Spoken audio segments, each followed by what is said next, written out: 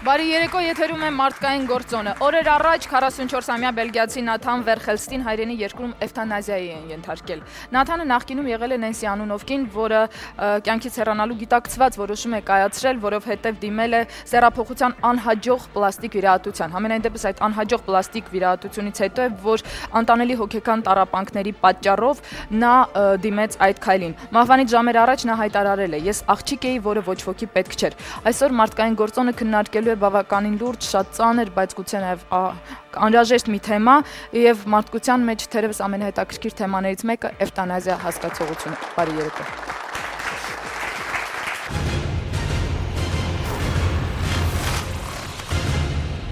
17-րդ դարում անգլիացի փիլիսոփա Ֆրենսիս Բեկոնն առաջին անգամ գործածության մեջ է դրել էվթանազիա տերմինը, որը թարգմանաբար նշանակում է թեթև մահ։ Նշված տերմինի ժամանակակից ձևակերպումը տրվել է 1980 թվականին։ Այն է գթասրտությունից մղված սպանություն, այլ կերպ ասած ցանկացած գործողություն կամ հակառակը անգործություն, որն իր էությամբ կամ դիտավորությամբ հանգեցնում է մահվան։ Կա էվթանազիայի երկու տեսակ՝ պասիվ եւ ակտիվ։ Պասիվ էվթանազիայի դեպքում մահացու հիվանդին դիտավորյալ դադարեցնում են դեղամիջոցներ տալ։ Ակտիվը հիվանդին մահացու դեղամիջոց ներարկելը կամ մահ առաջացնող ուրիշ գործողությունները, որոնց հետևանքով վրա է հասնում անցավ եւ արագ մահ։ Գոյություն ունեն նաեւ էվթանազիայի կամավոր եւ ոչ կամավոր տեսակներ։ Կամավոր էվթանազիան իրականացվում է հիվանդի համաձայնությամբ կամ նախապես ձևակերպված իրավական պայմանավորվածությամբ, նախատեսված է անդարձ կոմայի դեպքում։ Ոչ կամավոր էվթանազիան իրականացվում է անկախ հիվանդի կամքից, եթե նա անգիտակից է եւ անկարող է իր կամքն արտահայտել։ Աշխարհին հայտնի բժիշկ Մահ Մականունով հայազգի բժիշկ Ջեք Գևորգյանը 1989-ից 98 թվականներին Միացյալ Նահանգներում օգտագործելով իր ստեղծած Միրսիտրոն սարքը գթասրտությունից մղված մահ է պարգևել ավելի քան 130 Միացյալ Նահանգների բնակչի։ 1960-ականներին Միչիգանում մեծ իրարանցում է առաջացրել ցեղասպանությունը, մահապատիժը եւ մարդակերությունը ներկայացնող 18 կտավից բաղկացած նրա գեղանկարչական շարքը։ Հենց այդ տարիներին նա հայտարարել է, որ մահվան հանդեպ ունեցած իր մոտեցումները ձևավորել են նախնիների պատմության փաստերը, մասնավորապես հայերի ցեղասպանությունը։ Իր հայացքների պատճառով նա երբևէ չի ամուսնացել։ 1986 թվականին Գևորգյանն այցելել է Նիդերլանդներ, որտեղ բժիշկներին օրենքով թույլատրված է աջակցել անբուժելի հիվանդ ինքնասպաններին։ Իր իսկ խոսքով հենց այդ ատելությունն է ստիպել իրեն դառնալ էվթանազիայի առաջամարտիկ Միացյալ Նահանգներում։ Այդ ժամանակից ի վեր նա հանդես է եկել ամենատարբեր հոդվածներով ու աշխատություններով, մշտապես արտահայտվելով արժանապատիվ մահվան, մեռնելու իրավունքի օգտին։ Նրա դեմ մեղադրանք ներկայացվել էր միայն 1999 թվականին, երբ իրավապահների ձեռքում էր հայտնվել 52-ամյա Թոմաս Յորքի ինքնասպանության տեսագրությունը։ Դատարանի վճռով Ջեք Գևորգյանը դատապարտվել էր 25 տարվա ազատազրկման։ Սակայն 2007 թվականին Միչիգան նահանգի համաներման խորհուրդը որոշեց ազատ արձակել 79-ամյա բժշկին, քանի որ սկսել էր վատթարանալ նրա առողջական վիճակը։ Բացի այդ, խորհուրդը համոզված էր, որ բժիշկ Մահն այլևս չէր կարող սպառնալիք ներկայացնել հանրության համար։ 4 տարի անց 83 տարեկան հասակում թոքերի եւ երիկամների հիվանդության պատճառով Ջեք Գևորգյանը մահանում է։ 2010 թվականին մեծ էկրան է բարձրանում ռեժիսոր Բարի Լևինսոնի նկարահանած «Դուք չեք ճանաչում Ջեկին» կինոնկարը, որտեղ Ջեք Գևորգյանին մարմնավորել էր աշխարհահռչակ դերասան Ալ Պաչինոն։ Ֆիլմի անգլերեն անվանումը You Don't Know Jack երկիմաստ է, քանի որ Ջեք բառը թե վերաբերում է Գևորգյանի անվանը եւ թե ամերիկյան ժարգոնում գործածվող Jack Shit արտահայտության առաջին մասն է, որը նշանակում է ոչինչ։ Այսպիսով ֆիլմի անվան երկրորդ իմաստն է դու ոչինչ չգիտես։ Եվ իսկապես, էվթանազիան այն երևույթն է, երբ ոչինչ չգիտես։ Այստեղ կարծիքները, տեսակետներն ու դիրքորոշումները բազմաթիվ են, սակայն մի բան անհերքելի է. կյանքը թանկ է եւ հնարավոր է ամենադժվար պահերին փրկության կետեր գտնել։ Երբեք մի ասեք երբեք, այս պահին առաջարկում եմ հրավիրել մեր առաջին հյուրերին եւ այսօր լինելու է բազմակարծություն, ինչպես միշտ է լինում, մասնավորապես այս թեմայի հետ կապված։ Հրավիրենք մեր հյուրին, Երևանի Մխիթար Հերացու անվան պետական բժշկական համալսարանի դոցենտ, փիլիսոփայական գիտությունների թեկնածու, ՅՈՒՆԵՍԿՕ-ի բիոէթիկայի ամբիոնի միջազգային ցանցի հայկական բաժանմունքի վարիչ տիկին Սուսաննա Դավթյանին։ Բարի երեկո։ Ինչպես նաև Երևանի Մխիթար Հերացու անվան պետական բժշկական համալսարանի անեստեզիոլոգիայի եւ ինտենսիվ թերապիայի ամբիոնի վարիչ, Հերացու համար 1 անեստեզիոլոգիայի եւ ինտենսիվ թերապիայի կլինիկայի ղեկավար, բժշկական գիտությունների դոկտոր, պրոֆեսոր տիկին Իրինա Մալխասյանին։ Բարև ձեզ։ Բարի երեկո։ Տիկին Սուսանա, Տիկին Մալխասյան, սա իսկապես տարակարծություն առաջացնող մի թեմա է, բայց արդյոք երբվանից է սկսվել քննարկումը Հայաստանի Հանրապետությունում էվտանազիայի հետ կապված խնդիրը քննարկելու փաստը, համեցեք։ Ասեմ, Հայաստանի Հանրապետությունում ինձ հետ կապված սա կարող եմ ասել, որ ՅՈՒՆԵՍԿՕ-ն կազմակերպել էր միջազգային գիտական կոնֆերանս նվիրված բիոէթիկայի հարցերին եւ 2002 թվին Իսրայելի Էլատ քաղաքում տեղի ունեցավ կոնֆերանսը, իմ զեկուցումը վերաբերում էր դրան։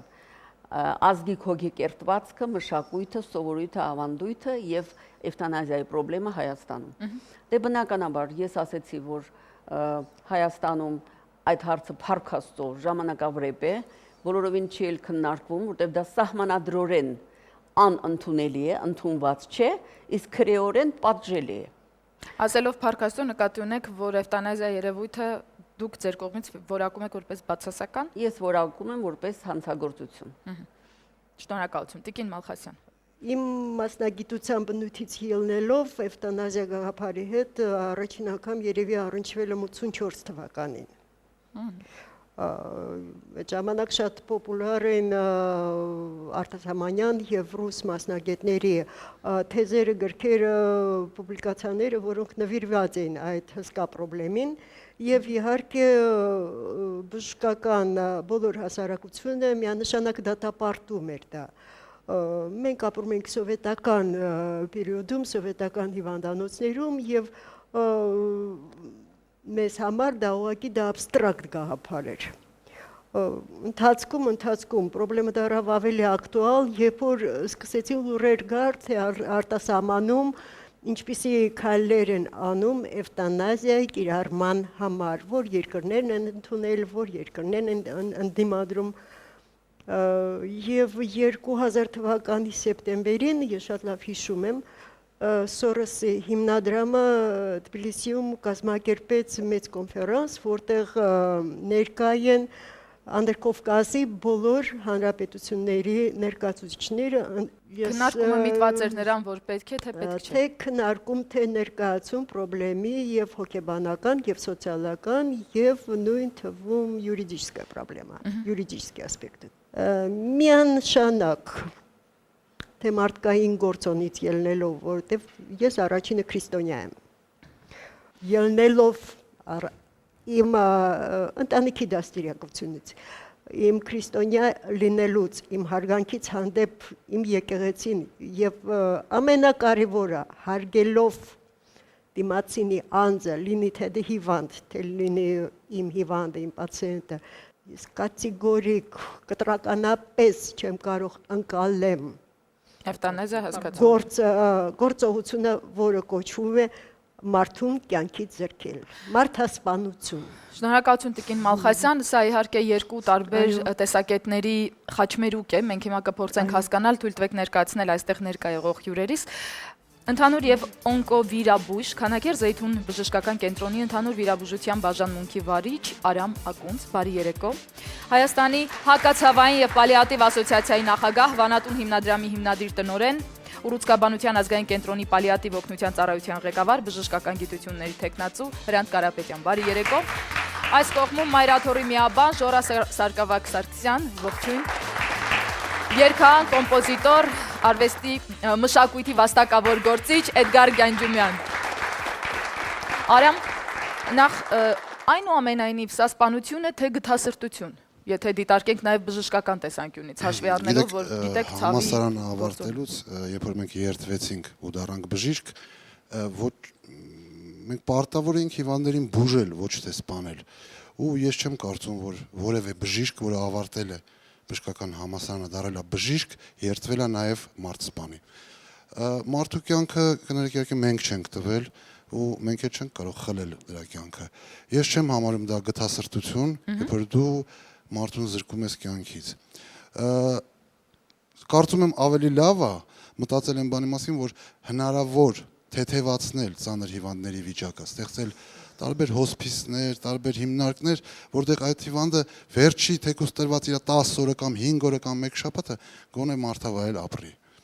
Չեմ կարծում, որ մարդ սպանելը դա գթասրտություն է։ Արամ, շնորհակալություն, բայց մենք տեսանք եւ տեսանյութում օրինակը նույն Ջեքի եւ բոլոր շատ մարդկանց եւ գիտենք, որ 39 թվականին Ֆրեյդը հենց էվտանազիայով է իր կյանքին վերջ տվել եւ այդպիսիք շատ հայտնի մարդիկ կան, Հեմինգուեյ եւ այլն եւ այլն։ Արդյոք այն բժիշկները, որոնք որ գնացել են այդ քայլին, Հիպոկրատին երդում չեն տվել փրկելու կյանքը։ Ճիշտն ասած չեմ կարող այդ հարցին պատասխանեն, տված կլինեն, բայց խնդիրը նրանում է, որ ես իմ կարծիքն եմ հայտարարում, որ գիտեք, եթե դու որոշել ես դառնաս բժիշկ ու որոշել ես մարդկանց օգնես, փրկես, մի քիչ իրար հետ համատեղելի չի մարդ սպանելը։ Շնորհակալություն, պարոն Կարապետյան, կա ցավի, ասում են, որ կա ցավի այնպիսի աստիճան, երբ մարդն արդեն անկարող է դիմակայելու, մանավանդ խոսքը մահացու հիվանդների մասին է, որոնց ելքը միևնույնն է լինելու է մահը։ Այս պարագայից եթե դիտարկենք, ինչ է էվտանազիան։ Այդ ծանր ցավերի 97% հիվանդների մոտ այդ ցավերը հնարավոր է կառավարել եւ ուժեղ ցավազրկողների եւ նարկոտիկ միջոցների տարբեր մեթոդների, ընդհանրապես պալիատիվ օգնությունը դա մի համալիր է բժշկական, հոգեբանական եւ սոցիալական միջոցների, որը թույլ է տալիս մարդկանց հիվանդներին, ծանր ամբուժելի հիվանդներին հնարավորինս կյանքի որակը բարձրացնել։ Երեք մեծ մասից է կազմված, առաջինը դա ցավի կառավարումն է եւ կանխարգելումը, երկրորդը դա սիմպտոմատիկ բուժումն է եւ երրորդը հոգեսոցիալ խնդիրների լուծումը, ընդ որում եւ հիվանդի մոտակա հարազատների, այսինքն ընտանիքի անդամների։ Ինչ վերաբերվում է Ջեք Գևորգյանին, Ջեք Գևորգյանը լինելով կողմնակից էվտանազիայի, ամբողջ կյանքում, ասենք, դրա դրոշը ձեռքին, երբ որ իրեն պետք եղավ, ինքը իր կյանքի վերջի օրերը անցկացրեց Սան Դիեգոյի հոսպիսում ցավազրկված վիճակում, բայց էվտանազիայի չենթարկվեց։ Ինչն էր պատճառը։ Վախենում էր թե։ Ինքը որովհետև այդ ժամանակ արդեն երբ որ ինքը անում էր էվտանազիա, այդ ժամանակ պալիատիվ օգնությունը զարգացած չէր, չկար պալիատիվ օգնություն աշխարհում։ Այդ ժամանակ իր համար ինքը ստեղծել էր մի եղանակ, որով մարդիկ այդ տառապանքներից տանջվել։ Հիմա մենք փառք Աստծո ունենք հնարավորություն զարգացնելով պալիատիվ օգնությունը այդ հարցը ինքը հանել։ Շնորհակալություն, հետաքրքիր է, մենք բոլորս նշում ենք Փառք Աստծոն, եւ այս պարագային ժորահարցը ձեզ է ուղղված, ինչպիսին է հայ առաքելական եկեղեցու դիրքորոշումն այս հարցին եւ առհասարակ հոգեվոր աշխարհի, հոգեվորական աշխարհի դիրքորոշումը կապված էվտանազիայի հետ։ Համեցեք։ Կոնկրետ հայ առաքելական եկեղեցին հստակ դիրքորոշում չի արտահայտել, բայց քրիստոնեության այն բարոյական արժեհամակարգը, որ ունենք, ստացել ենք, արդեն իսկ դիրքորոշումը արտահայտում է եւ կցանկանայի խոսել հենց այդ դիրքորոշման մասին։ Նախ էվտանազիայի հարցը քննարկելիս մի շատ կարևոր հանգամանք կցանկանայի, որ բոլորս ունենայինք իմտի։ Յուրաքանչյուր մարդ եզակի է իր էության մեջ։ Աստված կարևորում է յուրաքանչյուր անհատի եւ նրա մեջ դնում է այնպիսի արժեք, որը հավասարազոր է ողջ աշխարհի գոյությանը։ Հետևաբար հաշվի առնելով այն, որ մարդու կյանքի արժեքը անպայմանական է, այսինքն որևէ հանգամանքից կախյալ չէ։ Չպետք է երբեք մարդու կյանքի այդ արժեքը մահվան ժամանակ նույնացնել այն հանգամանքին, թե պետք է կտրել չորացած ծառը կամ արմատախիլ անել բանջարանոցի մոլախոտերը։ Էվտանազիայի հարցը քննարկելիս երկու շատ կարևոր հանգամանք կա, որի ճիշտ ընկալումից է կախված, թե ինչ դիրքորոշում կունենանք այդ խնդրի նկատմամբ։ Առաջինը դա մարդու կամքի ազատության խնդիրն է, երկրորդը տառապանքի խնդիրը։ Կամքի ազատության շրջագծում առաջանում են շատ կարևոր հարցեր։ Օրինակի համար մարդը ունի, գիտենք, ազատություն եւ մարդը կարող է այդ ազատությունը օգտագործել այն ամենը անելու համար, ինչ որ իրեն լավ է թվում կամ բարի է թվում։ Կամ բարոյական կարող է համարվել այդ ցանկությունը, եթե չի սահմանափակում շրջապատի մարդկանց ազատությունը եւ մարդը կարող է ընտրել իր մահվան ձևն ու ժամանակը։ Եվ վերջապես, որ շատ կարևոր է, ինչպիսին է բարոյական պատասխանատվություն կրելու խնդիրը վերոնշյալ հանգամանքներում։ Պետք է հստակ կերպով իմանանք, որ մարդկային կյանքը երկու սահման ունի։ Մեկը ծնունդն է եւ մյուսը մահն է, եւ այս երկու սահմանների միջև ընկած ամբողջ այդ տարածքը պատկանում է մարդու ազատությանը։ Այդ տարածքը մենք կոչում ենք երկրային կյանք։ Բացի ծնունդից եւ մահվանից։ Այո, այդ ծնունդից եւ մահվանից սկսյալ եւ անդին գործում է Աստծո կամքը եւ մարդը պարտավոր է հարգել այդ Աստծո կամքը։ Դրա վարվկայությունն այն է։ Զորա, էվտանազիան կարող է համարվել ինքնասպանություն։ Կամավոր էվթանազիան իհարկե ինքնասպանություն է, որովհետև հենց այն հանգամանքը, երբ որ հիվանդը ցանկություն է հայտնում, որպեսզի իրեն էվթանազիայի ենթարկեն կամ ինքն է անջատում սարքը, արդեն սա ինքնասպանության քայլ է, որը բնականաբար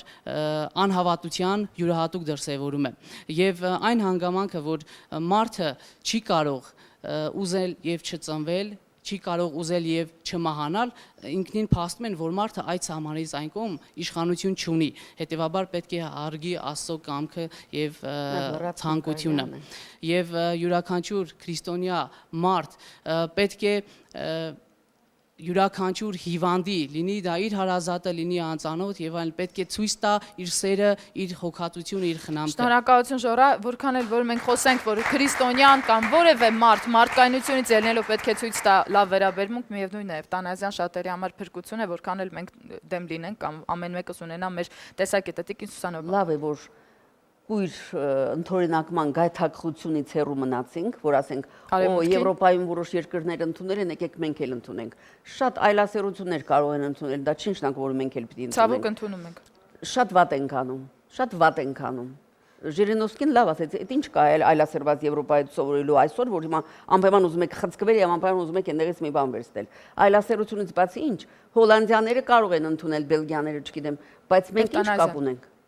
Էվտանազիային ինչ մյուս հարցը, որ ես կուզենայի ձեզ լրացում անել, ինչքան էլ մարդ 100 տարեկան լինի եւ ասի մեռնեմ, բրծնեմ, այդ ցավերից ազատվեմ եւ այլն, մտքի մեջ մտածում եմ՝ մի ճար լիներ, մի հրաշք լիներ, մի միջոց լիներ, ես ազատվեի։ Եվ այդպես մի օրինակ կա, Շանել Սիբիրի օրինակը Փարիզի, ուրեմն մի քանի տարի առաջ նրանք տանը մահացած ուսուցչուհի էր, վատ հիվանդություն ուներ, նևրոբլաստոմա ուներ եւ դիմել էր պետական այրերին, որպեսզի գան եւ իր էվտանազիա կիրառեն։ Նա շատ լավ գիտեր, գրագետ զարգացած կիներ, որ Ֆրանսիան չի ընդունում էվտանազիան եւ ինչպես Գերմանիան, ինչպես Անգլիան, ինչպես շատ երկրներ դատի է տալիս այն բժշկին, ով որ օգնում է այդ process-ին։ Բայց ինքը դիմել էր պետական այրերին, նույնիսկ Սարկոզիին էր դիմել։ Եվ տեսնելով, որ չստացվեց, ոչ ոման մերժեցին, ասեցին չունենք, տենց բան չենք կարող անել, գտան իրեն մահացած։ Ինչ եղավ։ Արդյոք նա ինքնասպան եղավ։ Այդ օրը պիտի 2 հապ խմեր քնաբեր, նա խմեց 12-22 հապ մահացավ։ Այդ քնաբերի տեղը նա չգիտեր, մինչև նամակները գրելը, գիտեր։ Նա խոհանոցում գազ չուներ, որ կարող էր Բայց չէր ուզում պատասխանատվությունը ինքը կրել իր սպանության։ Լուսամուտ չուներ 7-րդ հարկից կարող էր գցել, դանակ չուներ, ամեն ինչ կարող էր անել այդ նույն քնաբերը նա ոչ միայն չէր ուզում պատասխանատվություն, այլ նա դրանով ուզում էր գուցե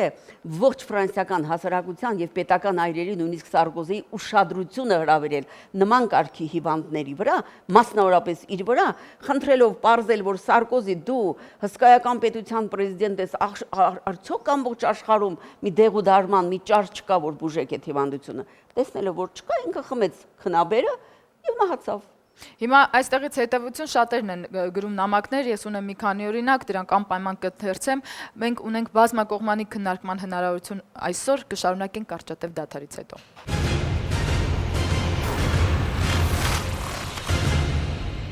Իրավունք ունենք մենք արգելելու մարդուն իրավունք ունենալ։ Թե չէ, եթե դու այդ իրավունքը ինձ չտաս, ես պետք է կոտոշ անեմ, պիտի մեռնեմ, չէ՞։ Դա ինչ իրավունք է, որ դուք դա պահանջում եք։ Ես կներեք հավատացյալ չեմ, ես աթեիստ եմ։ Դուք ընդունում եմ, դուք աթեիստ լինելով ձեր ծնունդի կարգը ինչպես է եղել, ինչպես եք։ Դա բնության օրինաչափություն է, ըստ ինձ։ Շատ անգամ նույնիսկ ես որ մտնում եմ հիվանդների մոտ, միայն խոսում եմ, ոչ մի դեղորայք չանելով։ Իրենք շատ-շատեր ասում են բժիշկ ջան, գիտեք, ես հենց խոսացեք ցավս անցավ։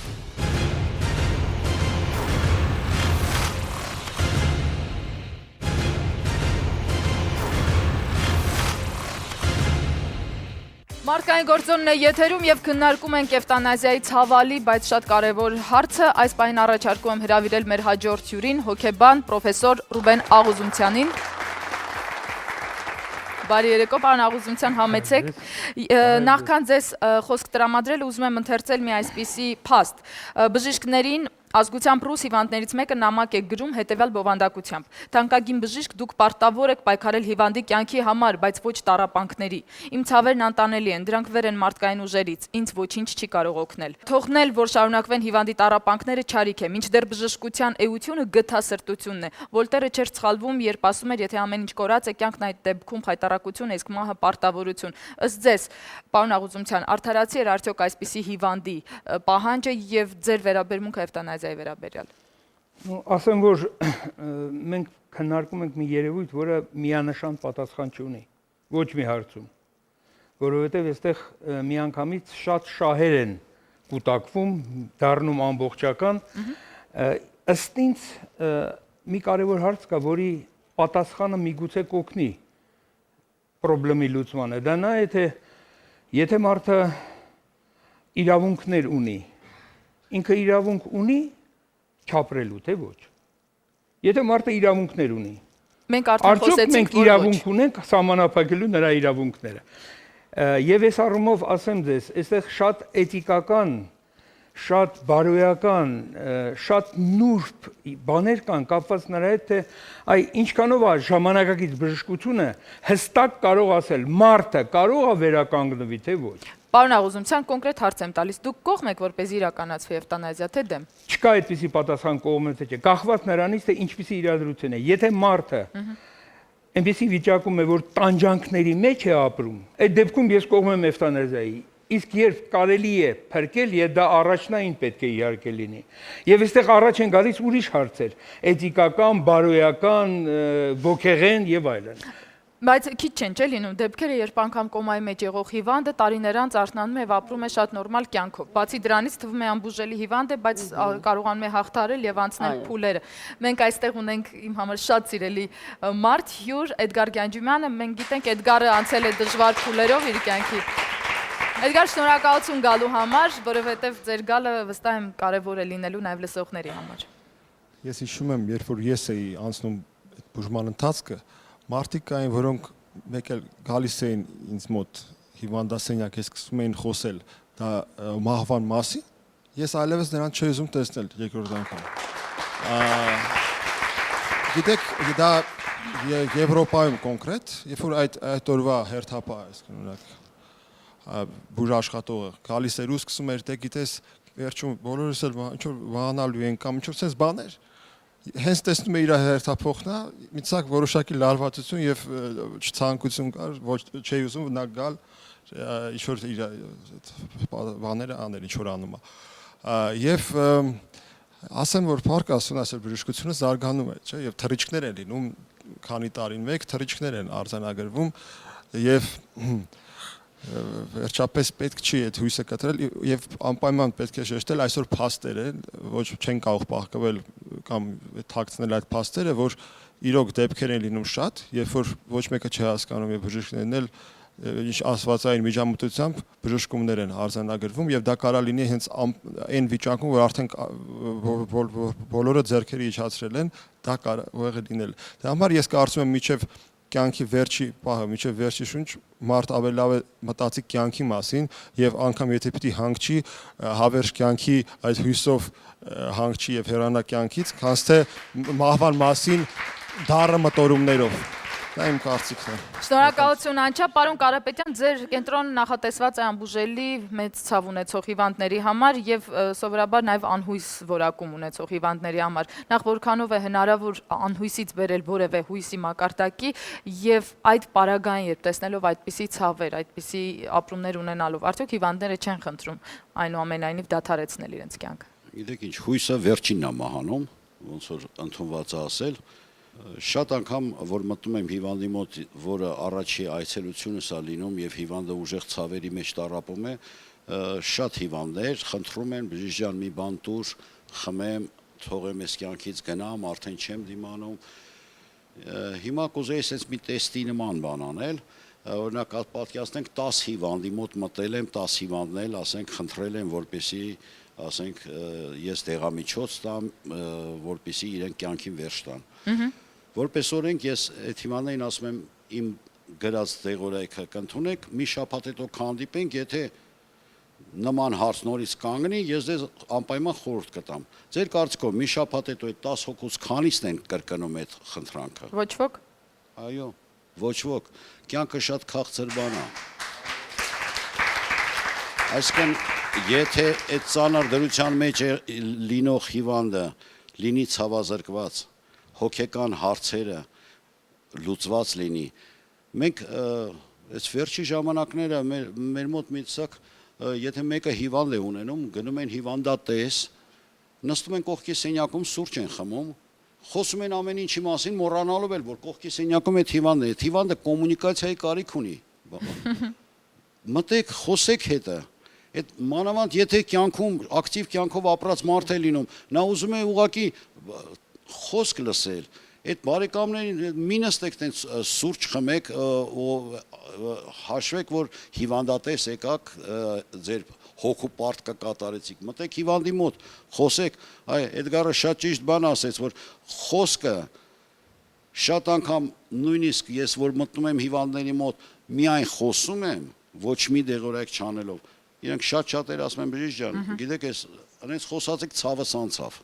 Շնորհակալություն։ Շատ կարևոր է։ Մենք այստեղ այսօր քննարկում ենք եւ Հայաստանում միշտ չէ ու հաճախ չէ որ քննարկվում են այս թեմաները, բայց Ամերիկայում եւ այլ երկրներում շատ են այս թեմաները քննարկվել։ Ամերիկյան բժշկական ասոցիացիայի տվյալներով ԱՄՆ-ի հիվանդանոցներում ամեն տարի մահանում է 6000 մարդ, մեծամասնությունը բուժ անձնակազմի կամավոր օգնությամբ։ 41 թվականին Շվեյցարիան դարձավ գթասրտությունից մղված սպանությունը օրինականացրած առաջին երկիրը։ Հենց սա էլ նպաստեց մահացու туриզմի զարգացմանը, որովհետև տասնամյակներ շարունակ Շվեյցարիան դեպի իրեն էր ձգում հենց անբուժելի հիվանդներին, որոնք գնում էին իրենց նկատմամբ էվտանազիայի հույսով։ Օրենսդրական կարգավորումները տարբեր են եւ աշխարհում կան պետություններ, ովքեր օրինականացրել են էվտանազիան։ Հայաստանի Հանրապետությունում էվտանազիան օրենքով արգելված է։ Օրենսդրական կարգավորումները մեկնաբանում է Երևանի Պետական Համալսարանի քրեական իրավունքի ամբիոնի դոցենտ, իրավաբանական գիտությունների թեկնածու Սերգեյ Արաքելյանը։ Օրենքի հոդված 23-ի համաձայն արգելվում է էվտանազիան, այսինքն հիվանդի խնդրանքով նրա մահվան արագացումը որևէ գործողությամբ կամ միջոցներով։ Բացի այդ հոդվածում նշվում է նաև, որ գիտակցաբար էվտանազիայի դրդելը եւ էվտանազիան իրականացնելը առաջացնում է պատասխանատվություն Հայաստանի Հանրապետության օրենսդրությամբ սահմանված կարգով։ Ստացվում է, որ եթե գործողություններով, ասենք ինչ որ մահաբեր հապ ներարկելով ման են առաջացնում, արագացնում են տուժողի մահը, այդ դեպքում գործ ունենք սպանության հետ։ Եթե մենք չենք օրինականացնում, մենք գոնե պետք է սա տարանջատենք հասարակ սպանությունից, առավել եւս ծանրացուցիչ հանգամանքներում սպանությունից։ Իսկ սպանության համար մենք գիտենք, որ բավականին խիստ պատիժներ են սահմանված եւ միայն ազատազրկում է նախատեսվում։ Գուցե այս առումով պետք է որոշակի փոփոխություններ եւս իրականացվեն, մասնավորապես քրագետները առաջարկում են սա նախատեսել այսպես կոչված արտոնյալ հանցակազմով, որ ոչ թե տասնյակ տարիների ազատազրկում լինի, այլ մինչև 3 կամ մինչև 4 տարի ժամկետով ազատազրկում։ Շնորհակալություն։ Գիտեք, այսպիսի տարօրինակ բան անցավ իմ մտքով, որ թվում է պաշտոնապես արգելված էվտանազիան, բայց կան բժիշկներ, ովքեր կարող են այս կամ այն կերպ անուղղակի կերպով ներազդել դրդելով հիվանդին ինքնուրույն ինքնասպանության այս պարագային։ Եվ երկրորդ բանը, Արամ, ինչ եք կարծում, ինչու է եվրոպական մի շարք երկրներում, վերոհիշյալ երկրները ես նշեցի, ինչու է այնտեղ օրինականորեն ընդունված եւ որն է պատճառը։ Եթե կա զարգացած մեր երկրում շատ ծանր հիվանդներ, անբուժելի հիվանդներ, պարզապես չգիտեն իրանց հիվանդության մասին։ Այսինքն այդ հիվանդները հələ մտածում են, որ դա ինչ որ քրոնիկ հիվանդություն է, որը ժամանակ է պետք, դեղորայք է պետք, բուժման խնդիր է պետք։ Դրա համար այդ հարցը այդքան բարձրացված չի մեր մոտ։ Նույն զարգացած եվրոպական երկրներում հիվանդին առաջին օրվանից էլ ասում են, որ ինքը անհույս, անբուժելի հիվանդ է եւ այլն եւ այլն։ Դրա համար ինձ թվում է, դրա համար այդ հարցը ավելի շատ բարձրացված է այդ երկրներում եւ դրա համար ինձ թվում է այնտեղ էլ գոյություն ունի նմանատիպ որոշումներ, նմանատիպ օրենքներ։ Շնորհակալություն, մենք գիտենք, որ 2002 թվականից եւ ավելի վաղ ժամանակներից էլ արդեն մի քիչ բարձրաձայնվում էր այստեղ, բայց պարոն Աղուզումցյան, ձեր կարծիքով ինչ օգուտ կամ ինչ վնասներ կարող է բերել, եթե մեզ մոտ Հայաստանի Հանրապետությունում որոշեն օրինականացնել էվտանազիան։ Եվ արդյոք նման բան կլինի։ Գիտեք, այդ օրինականացնելը պետք է հասարակությունը պատրաստ լինի, որ օրինականացվի։ Մեր հասարակությունը դեռ պատրաստ չի դրան։ Եվ այստեղ շատ մեծ նշանակություն ունի այն նորից եմ ուզում կրկնել կարևոր բարոյական դաշտը, որը ներկա է մեր հասարակության մեջ, որտեղ բարոյական նորմերն են շարժում մեր վարքը, ավելի ճիշտ պետք է շարժեն, ավելի մոտիկ։ Եվ այս առումով ոչ թե պետք է մտածել օրինականացնել կամ չօրինականացնել, այլ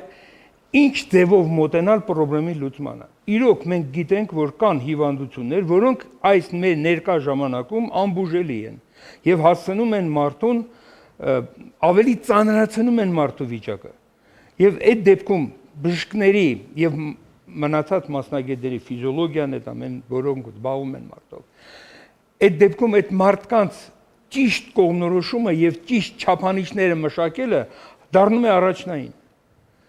Երբ է պետք դա անել, դա այնքան նուրբ հարց է, այնքան նուրբ հոգեբանական տարբեր խնդիրների հարց է, որ ասել այո կամ ոչ չի կարելի այստեղ։ Պետք է լուրջը դաշտը պատրաստել։ Փաստը մնում է փաստ։ Եթե կան երկրներ, որոնք բավականին զարգացած են, որտեղ բժշկությունը բավականին բարձր որակ ունի, եւ այնտեղ էվտանազիան ընդունված է, ուրեմն դա ինչ որ իմաստ ունի, ուրեմն ինչ որ հիմքեր ունի։ Դա ոչ թե հենց այնպես ինչ որ մեկի ցանկություն է, այլ եկել է պահանջից եւ հասարակության եւ անձի։ Այստեղ նորից ուզում եմ կրկնել իմ առաջի միտքը, որ իրավունք ունենք մենք արգելելու մարդուն իրավունք ունենալ։ Ներողություն։ 1981 թվականին Լիսաբոնում հռչակագիր ընդունեց բժիշկների համաշխարհային ընկերակցությունը եւ այդտեղ ցանկ ներկայացվեց մարդու իրավունքների։ Ինչ իրավունքներ ունի մարդը։ Առաջին հերթին ապրելու իրավունք եւ եզրափակեց այդ ցանկը դրանով մարդը մեռնելու իրավունք եւս ունի։ Թե չէ, եթե դու այդ իրավունքը ինձ չտաս, ես պետք է կոտոշ անեմ, ես պիտի մեռնեմ, չէ՞։ Դա ինչ իրավունք է, որ դուք դա պահանջում եք։ Ես որ այստեղ եմ գտնվում, այս աշխարհում կոնկրետ նկատի չունեմ այս սրահը։ Ես կապ ունեմ իմ այստեղ գտնվելու հետ։ Ես եմ պլանավորել, ծրագրավորել, որ պիտի աշխարհ գամ։ Ես ով եմ։ Ես կապ չունեմ դրա հետ։ Բա իմ գնալու հետ ինչու պիտի կապ ունենամ։ Հասկանում եք։ Համաձայն եմ ձեզ հետ, որոնք օրենքին հակասում է, օրենքը ընդունում է ապրելու իրավունքը։ Մեկ էլ ընդունում ենք Հետաքրքիր է, որ մենք գալիս ենք իրավական օրենքների, երբ կա Աստծո կողմից նախասահմանված եւ ծնունդ եւ մահ։ Այս պարագային պարոն Աղուզումյան, արդյոք հավատքի գործոնը կապ չունի։ Անշուշտ հավատքը նշանակություն ունի, բայց եկեք համաձայնենք, որ բավականին քանակով մարդիկ կան, որոնք հավատացյալ չեն։ Դրանք ինչպես մոտենան այդ հարցին։ Եթե հավատացյալ չի, ես կներեք հավատացյալ չեմ, ես աթեիստ եմ։ Դուք ընդունում եմ, դուք աթեիստ լինելով ձեր ծնունդի կարգը ինչպես է եղել, ինչպես եք։ Դա բնության օրինաչափություն է, ըստ ինձ։ Բայց ինչ որ զրոյական կետ կա, չէ՞, որից մարդը զրոյական կետը նա է, որ իմ մայրը եւ հայրը միացել են եւ ընտանիք են կազմել։ Սա է դրական։ Իսկ մինչեւ ձեր մայրը դա ես չկամ։ Ներեցեք, ես ցանկանայի մի դիտարկում անել ձեր խոսքի հետ կապված, մարդը ծնվում է եւ մարդուն տրվում է ազատ կամք եւ ոչ թե մարդն է ազատ ծնվում, այլ Աստված է այդ ազատությունը մարդուն պարգևում, իմաստավորված ազատություն եւ բնականաբար մարդը ազատ է իր ամբողջ երկրային կյանքի ընթացքում, բայց բարոյապես պատասխանատու է իր դրսևորումների, ազատ կամքի դրսևորումների համար։ Պատասխանատու է նրա առջև, ով պարգևել է այդ ազատությունը։ Հետևաբար մենք մեզ պարգևած ազատությունը պետք է օգտագործենք ի բարին։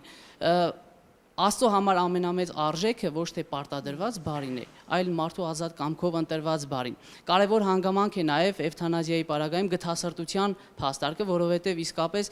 մարդկային խիղճ է արթնանում հիվանդի նկատմամբ գթասրտություն է առաջանում։ Սակայն այդ դեպքում պետք է մի կարևոր հանգամանք եւս հիշել, որ որևէ մեկը լինի բժիշկ, լինի հարազատ, ավելի գթասիրտ չէ, քան Աստված։ Տառապանքի պարագան, երբ որ մարդը տառապում է, այդ ժամանակ նորից պետք է ունենանք այն գիտակցությունը, որ Աստված երբեք թույլ չի տալիս, որ մարդը կրի առավել մեծ տառապանք, քան ինքը կարող է տանել։ Պարզապես ամենամեծ տառապանքը տառապանքի անիմաստության գիտակցության մեջ է, երբ որ մարդը չի հասկանում, թե ինչի համար է ինքը տառապում։ Տառապանքը իրականում քրիստոնեության տեսանկյունից մարդուն առաջնորդում է հոգևոր ուժի, մարդուն ավելի հասուն է դարձնում։ Այդ շնորհակալություն։ Կարճատև դադարից հետո կշարունակենք մեր այսօրվա թեման։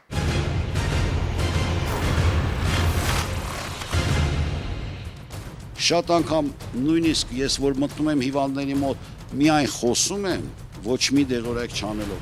Իրանք շատ-շատեր ասում են բժիշկ ջան, գիտեք, այս այնց խոսածիկ ցավս անցավ։ Հիանալի գիտեք Իմանուիլ Կանտին,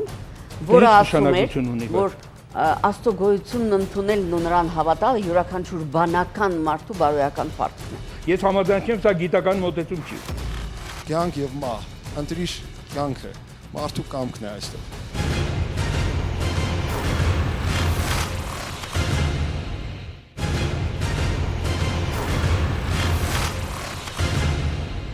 Բժշկական էթիկայի մեջ գոյություն ունի սրբագործված պատվիրան, կյանքն անգին է, այն փոխարժեք չունի։ Աստված մարդուն կյանք է շնորհել եւ Աստված էլ կանխորոշված ժամկետում նրանից վերցնում է այդ կյանքը։ Այսօր մենք քննարկում ենք չափազանց հետաքրքիր թեմա՝ էվտանազիան եւ արդեն մեր սարկավակի խոսքից հետո պարոն Աղուզումյան համեցեք, հավելեք։ Ես լիովին հարգում եմ ձեր աշխարհայացքը, բայց ես Աստված չեմ հավատում, ինչպես հասկանամ ձեր բառերը, եւ ես միակը չեմ, բավականին քանակով մարդիկ կան, որոնք չեն հավատում Աստված։ Ասեք խնդրեմ։ Զարմանալի է։ Զարմանալի բան չկա, ես գիտնական եմ։ Հիանալի գիտեք Իմանուիլ Կանտին, որը ասում էր, որ Աստծո գոյությունն ընդունելն ու նրան հավատալը յուրաքանչյուր բանական մարդու բարոյական պարտքն է։ Ես կարող եմ բերել տասնյակ ուրիշ անուններ, որոնք հակառակ կարծիք ունեն։ Չի կարելի մի որևէ կարծիքով ամրապնդել ձեր մտքերը։ Ես համաձայն չեմ, սա գիտական մոտեցում չի։ Եթե մենք խոսում ենք գիտականի մասին, այն ինչ որ կապված է հավատացյալների, ես լիովին համաձայն եմ ձեզ հետ։ Իսկ ինչ անել են մարդկանց, որոնք չեն հավատում։ Ասեք խնդրեմ, ոնց մոտենալ։ Դուք բոլորը ասում եք հավատքից ելնելով։ Եթե չեք հավատում, այդ դեպքում ինչ։ Ասեք պարոն Կարապետյան։ Եթե կարելի է, ձեր ձեռքին հիվանդ մահացել է։ Այո։ Որ դուք մինչև վերջի րոպեն հետ կողքնեք եղել։ Այո։ Եվ ոչ մի բան չի սովորացրել դա ձեզ։ Չէ։ Օրինակ, ես եւ Իրինա Էդուարդովն աստեղ ներկաներից երևի ամենաշատը մենք երկուսս ենք տեսել մահը, որտեղ երկուսը վերակենդանացումում ենք աշխատել, հետո ես հիմա արդեն այդ ծանր հիվանդների հետ եմ աշխատում եւ համոզված կարող եմ ասել, Աստծո գործոնը կողք եք դնում, դա ձեր որոշումն է։ Ամեն անգամ, երբ որ հիվանդը մահանում է, այդ որ ասում են հոգին տալիս է, դա շատ կարևոր է եւ ես ասենց զարմանում եմ, որ մարդիկ ասում են, որ հենց էվտանազիա անենք ու վերջացնենք գնանք։ Միայն նրա համար, որպեսզի այդ էվտանազիայի հարցը ընդհանրապես դուրս գա, ես իմ կյանքի 13 տարի նվիրեցի, որպեսզի Հայաստանում այս պալիատիվ օգնությունը կարողանանք ստեղծել եւ հիմնադրել։ Այսօր ինչ որ օրենքներից եք ասում, կներեք, թույլ տվեք մեկ հարց տալ ձեզ, իսկ որոնք են չափանիշները, հատկապես էվտանազիայի գործողությունը կիրառել, հատկապես անգիտակից մարդկանց մոտ։ Անգիտակից մարդկանց մասին խոսքը չի կարող գնալ էվտանազիայի դեպքում։ О каких критериях может идти речь? Человечество придумало вот эти критерии. Если человек в сознании не может жить, не хочет, вопрос, почему он не кончает самоубийством? Он предоставляет эту возможность кому-либо убейте меня, потому что я не хочу жить. Տիկին Մալխասյան Վաշինգտոնում 15-օրյա ժամկետում հիվանդը 2 անգամ դիմում է գրում եւ այդ 15 օրը գուցե տրվում է նրան այդ հետադարձ քայլն անելու համար, եթե ունի ցանկություն։ Это такой вопрос, это касается больных в сознании. А если человек без сознания находится в коме, применять к нему эвтаназию, где критерии моральные, человеческие, социальные, юридические, где эти критерии, нигде же общество еще не выдумало тех критериев, когда этот жест может быть позволен. Էդգար։ Նկատել եմ, որ կա, այսինքն փաստ է, пассив էվտանազիա, այն էվտանազիան չի, որ մասին մենք լսեցինք։ Ես հավատում եմ Աստծուն, ես առաջին մասնագիտությամբ միջև կոնսերվատորիան կոմպոզիցիայի բաժին ավարտել նաև մաթեմատիկայի կրթություն ունեմ, պետական համալսարան եմ ավարտել։ Ես ինձ համար շատ ուրախալի է, որ այսօր շատ ու շատ գիտնականներ կա շապես տենց հավաքածու Վիլիկի Լուձիաբոգի ժամանակակից իրենց հավատն են արտահայտում առ Աստված եւ կան մարդ գիտնականներ նաեւ որոնք չեն հավատում ես հարգում եմ նաեւ նրանց կարծիքը մարդու կամքի ընտրությունն է մարդու ընկալումներն են կան նաեւ պասիվ էվտանազիա չէ որ մարդ ընտրելով նույն սխալ ապրելակերպ եւ այլն ամեն օր նույն որ այդքան անցում ենք նույն ծխախոտը խմիչքը ընտանիքները որոնցում ամեն ինչ ամեն օր նյարդեր են քայքայում եւ էլի բարոյականության ինչ որ կետերից ելնելով այս ամեն ինչը մեր կյանքը չէ որ ինքնասպանություն է սա այսինքն մենք իրականում ամեն օր ընտրում ենք կամ մահը կամ կյանքը մեր ապրելաոճով եւ ինչպես որ Աստվածաշունչում է գրված ահա քեզ առաջարկեցի կյանք եւ մահ ընտրիր կյանքը մարդու կամքն է այստեղ եւ ընտրենք կյանքը ես դեմ եմ Բրավո Էդգար շնորհակալություն անչափ Ցավոք սրտի պետք է ասեմ որ մեր ժամանակը մի շնչով սպառվեց սա թեմա է որը արժի անընդհատ բարձրաձայնել չենք հասցնի այլևս խոսել ուզում եմ ասել շնորհակալություն բոլոր այսօրվա հյուրերին եւ հիշեցնեմ որ Հայաստանում աշխատում է գործում է շատ լուրջ պալիատիվ օգնության ծառայության կենտրոնը որը միակն է Հայաստանում ներկայությամբ եւ իսկապես մեծականակ մարդկանց է օգնություն տվել ամենամեծ ինքնասպանությունը ապրելու ցանկություն չունենալն է ապրեք եւ ցանկացեք ապրել եւ ապրեցրեք կհանդիպենք կրկին սա մարդկային գործոններ